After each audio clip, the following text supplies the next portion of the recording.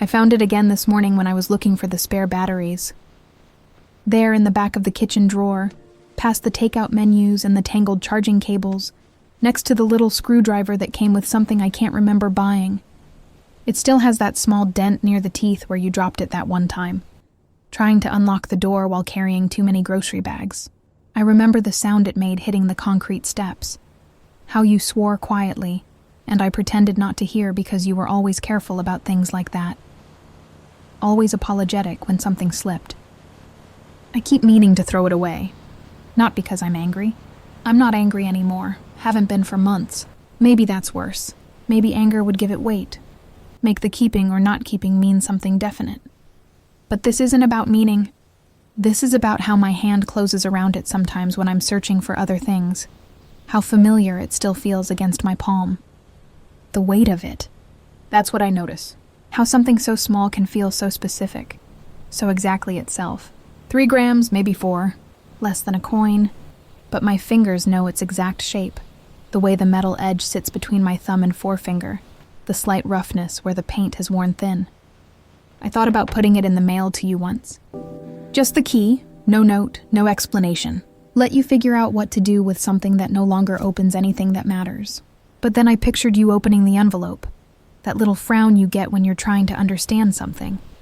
And I couldn't finish the thought. What would you do with it? Throw it away immediately. Keep it for a week before throwing it away. I don't know your rhythms anymore. Don't know whether you're still the person who kept ticket stubs in a coffee mug on the windowsill, or if you've become someone who clears things out right away now. I wonder if you remember giving it to me. It was a Tuesday, I think. You had to leave town for work and asked if I could water the plants while you were gone. Such an ordinary request. Such an ordinary gesture. Pressing the key into my hand while we stood in your doorway. Your bag already slung over your shoulder. Already halfway gone. Feed the fish too, you said. Just a pinch of food. Don't let me come back to floaters. I did water the plants. Every other day, just like you showed me. I fed the fish. I even cleaned the little castle in the tank because it looked cloudy. When you came back, everything was exactly as you'd left it, except maybe a little more alive. You never asked for the key back. I kept meaning to return it, would start to mention it sometimes when we were talking. But then you'd say something else and the moment would pass. It seemed easier to just keep carrying it. A small weight in my pocket that meant I could help if something happened. Could be useful in some specific, quiet way. Now it sits in the drawer with the batteries and the old chargers, and I don't even remember the last time I held it with purpose.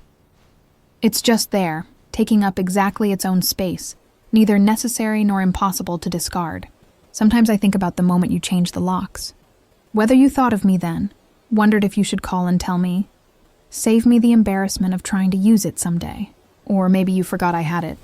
Maybe it was only significant to me, the keeping of it, the weight of being trusted with access to your daily life. I still drive past your street sometimes. Not on purpose, not intentionally, but the city is only so big, and some routes are more efficient than others. Your porch light is usually on now in the evenings. It used to be off more often than on. You said you forgot to turn it on most nights, that it felt too much like performing safety for no audience. Maybe you remember different now. Maybe someone reminds you. Or maybe you just became the kind of person who leaves lights on. I don't slow down when I pass.